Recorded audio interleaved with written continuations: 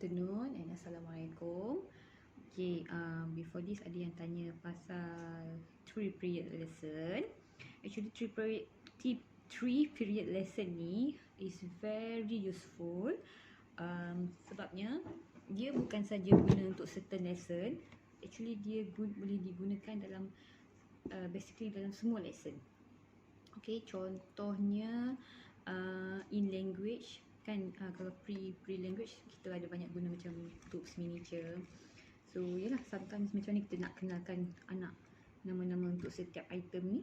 So kita boleh buat 3 period lesson kan, untuk give the language. Okay, and sometimes dalam matematik, contohnya macam hari tu saya share dalam decimal system, kita guna 3 period lesson on introduction, basically on introduction of the thousand and to the golden bits and also to the number cards. Dalam sensorial pun kita akan gunakan 3 period lesson.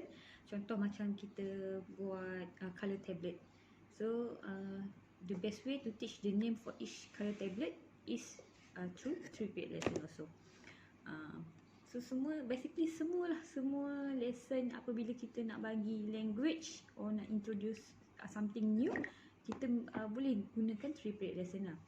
So if you do the 3 period lesson right, insyaAllah anak akan cepat tangkap and cepat ingat nama-nama tu.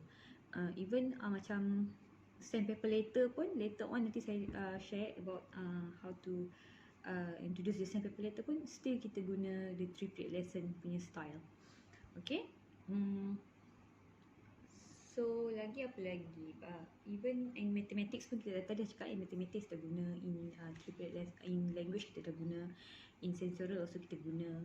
Macam sensorial tu kan, kita bila kita bagi language, kita akan guna juga 3 period lesson. In language itself, in reading itself, kita still guna 3 period lesson kan, introduce sandpaper later. So sometimes kita guna miniature tu, contoh kita ada pink series, certain item tu anak kita tak tahu. Contoh macam mungkin dia tak tahu jam, selama ni mungkin kita tak pernah makan jam kat rumah ke. So kita boleh bagi dia 3 period lesson dulu untuk setiap miniature tu. Untuk sight words kita boleh buat 3 period lesson. So hari ni saya nak bagi contoh lah macam mana kita nak buat 3 period lesson. Okay, 3 period lesson ni basically kita bagi command, repeatedly command. So anak boleh dengar, boleh faham instruction and boleh sebut lah. Okay, so kita akan mula. Okay, Zahra, today we are going to learn about the names of the animals that live in the ocean. Okay, all these are plant or animal?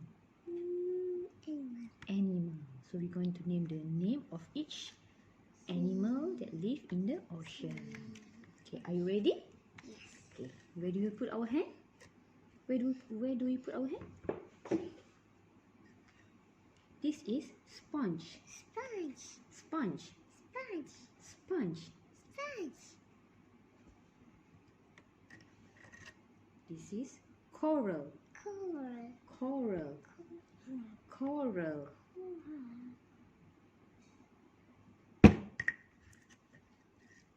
This is starfish. Starfish. Starfish. Starfish. Starfish. Starfish. Okay, this is the first period. Kalau notice saya daripada box ke apa ke, basket ke, can you, where do we put our hand? Okay, kita bring one by one to the child and then only one item on the mat. Okay, satu item saja on the mat. And after kita introduce, kita minta the child see and feel with their hand. Okay, and after that we put back in the basket. Okay, tak ada barang lain. Okay, maximum 3 objek. Okay, 3 objek at a time. Okay, that is the first period lesson. The second period lesson, kita bagi command.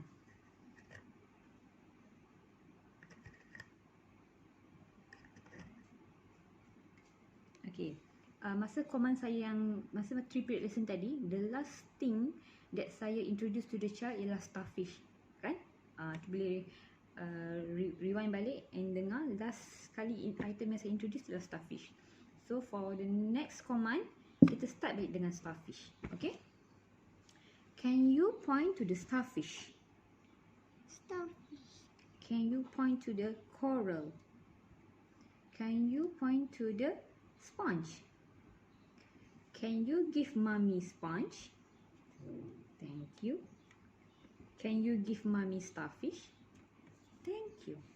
Can you give mommy coral? Thank you. Can you put here coral? Can you put here sponge? Can you put here starfish? Can you point and say starfish? Starfish. Can you point and say coral? Coral. Can you point and say sponge? Sponge. Can you put here sponge? Can you put here starfish? Can you put here coral?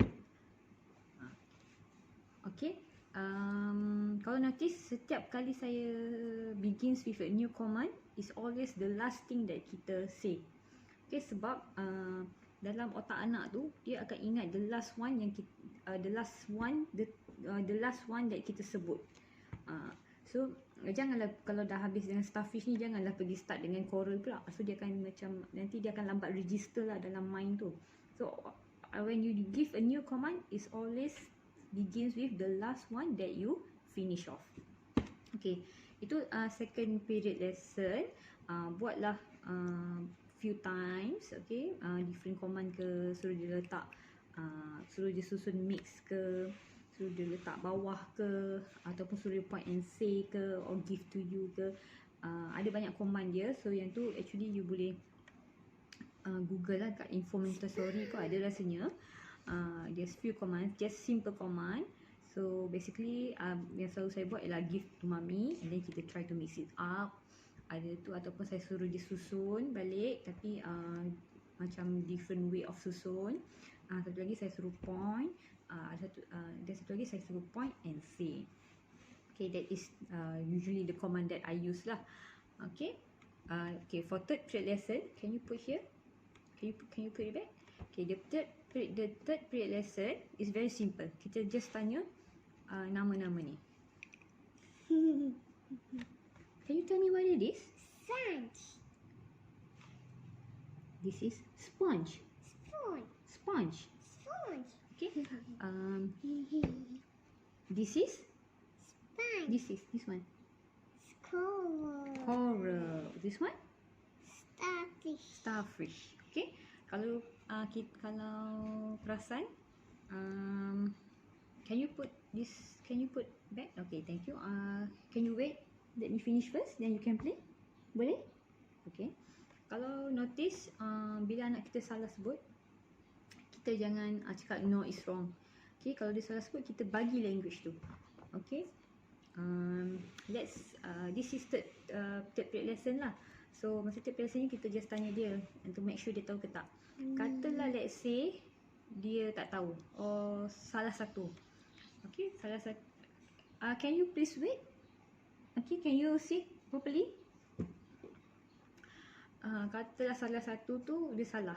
Maksudnya dia tak tahu ke ataupun dia mistake ke. So take note. So next time, katalah sponge ni tadi salah, coral and starfish ni dia betul. So dua ni, next time dua ni kita remove. So this one kita still tinggalkan. Okay, include with other then include two new things yang kita nak introduce. So and this one, maksudnya this one kita tetap tinggalkan lah. Okay. So nanti next time kita akan include lah sponge ni with other object yang nak buat 3 period lesson. Okay, it's very simple, and saya suggest lah kalau boleh mummy semua ke, mummies and daddies, don't do like that. This is real sponge. Cuba practice buat 3 period lesson ni kepada anak-anak, sebab memang very useful. When I start using this method, memang anak lagi cepat dapat the language lah untuk the objects. Okay? Okay. That's all for today. Next time kita continue dengan video yang lain pula. Stay tuned. Bye.